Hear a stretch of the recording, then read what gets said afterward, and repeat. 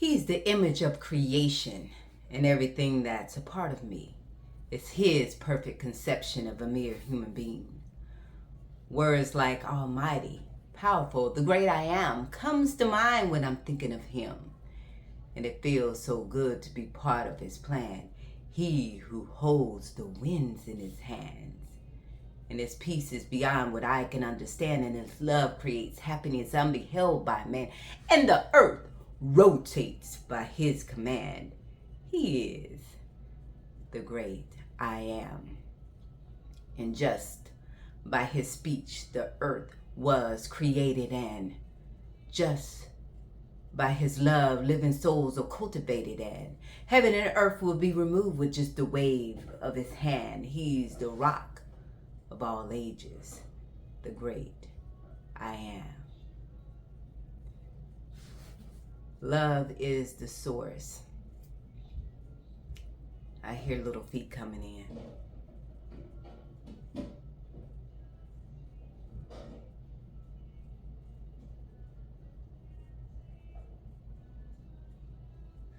Love is the source from which everything, I knew it. Love is the source of life from which everything has its being. This poem that I wrote was written prior to me realizing myself, but still was a beautiful expression of the heart. The world we live in is amongst the changing, with things come and go. It's here today, it's gone tomorrow. People come into your life and then they're gone. Things happen and then it's here today one day and then it's over the next. It's easy to get caught up in the mind,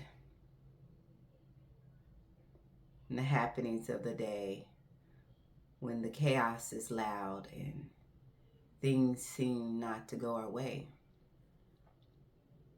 Keep from getting caught up into the movie when things are going on around us that we quite don't understand. Is it easy to be the observer when it's so much chaos all around? Are we distracted by our thoughts? What our mind tells us, what we should believe about each situation, especially those that are unfavorable? Are we judging the moment? We find ourselves in sadness and heartache when we feel betrayed by others. Or are we still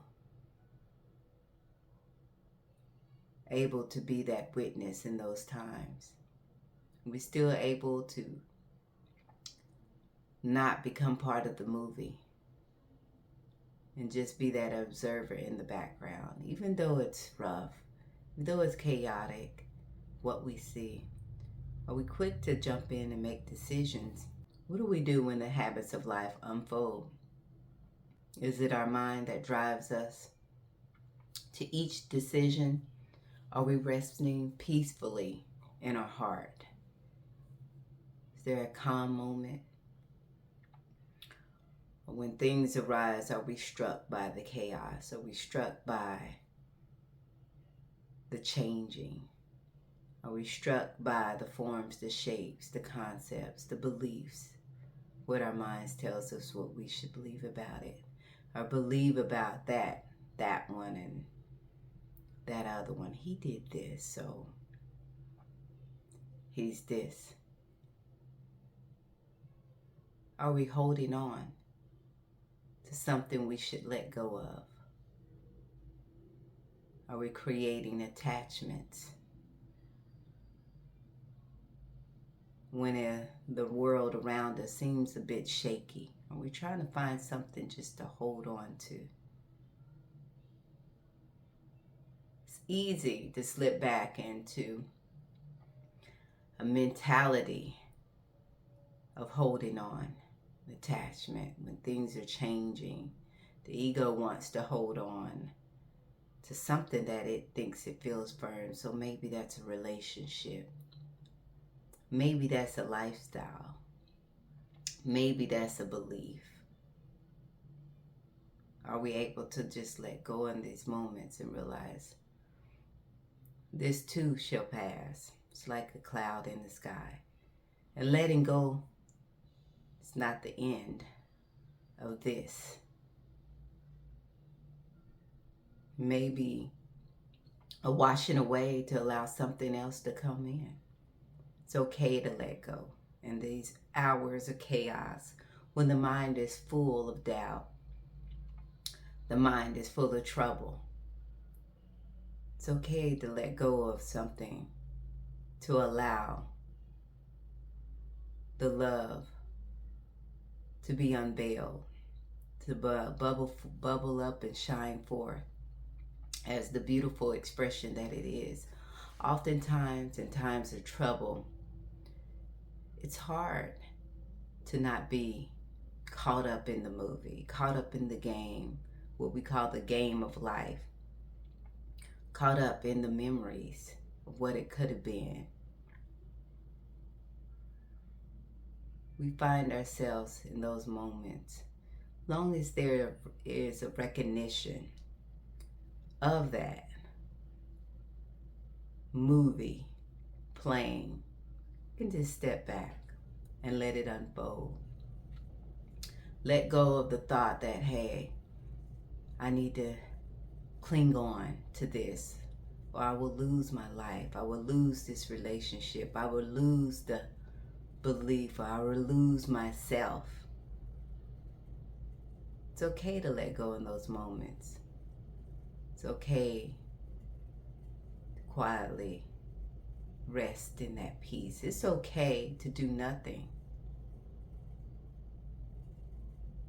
and allow the universe to unfold love in its best expression, whether that's in a relationship, in a moment,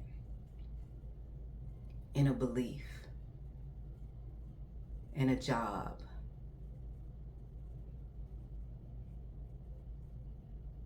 Just remove and let go. When I say remove, I don't mean resistance. I mean just to sit back and let go. Because what the ego will tell you is to hold on, stay attached, fight through it a little bit longer.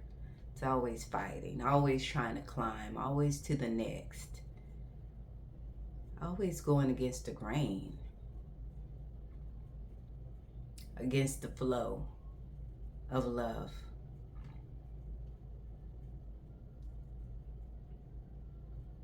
Trying to preserve, trying to protect something there, that nothing that needs to be protected. A lot of people, they stay in situations way too long. They stay in the mindsets of I have to be here way too long because the ego is trying to save itself.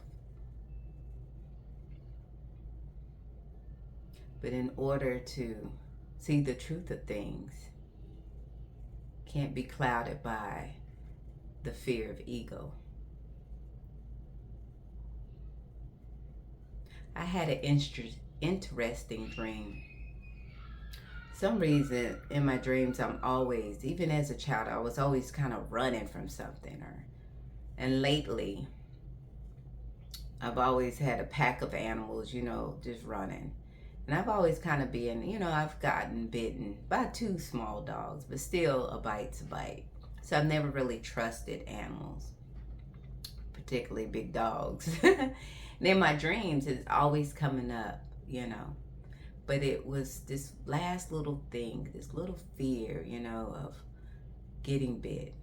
Of course, if you see an animal approaching, you always want to be cautious. It's nothing like that, but was something there that was a little bit more than just being cautious. It was just like over the top, I have to say. But in my dream, I finally just let it go. And there was a pack of dogs. They were rushing up on me. And for some reason, I couldn't move. Or I think I decided I just won't move this time. And I just sat there. Once the decision was made that I'm not moving, I'm not running, I couldn't move. So I just sat there and I watched this pack of animals race up to me. So I turned, my back was turned to them. I kept looking back. I could see them coming. And then at the moment I knew they were there, I turned around. And of course, one got me.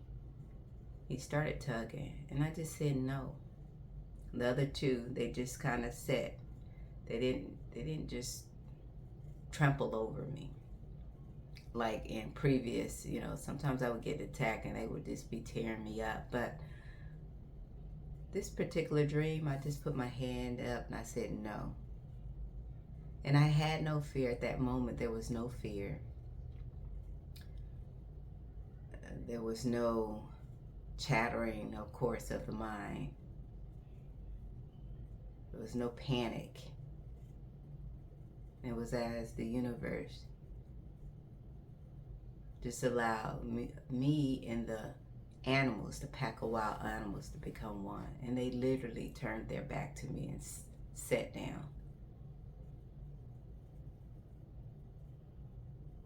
In full peace, in full love, and full understanding. So that is the power of someone knowing themselves.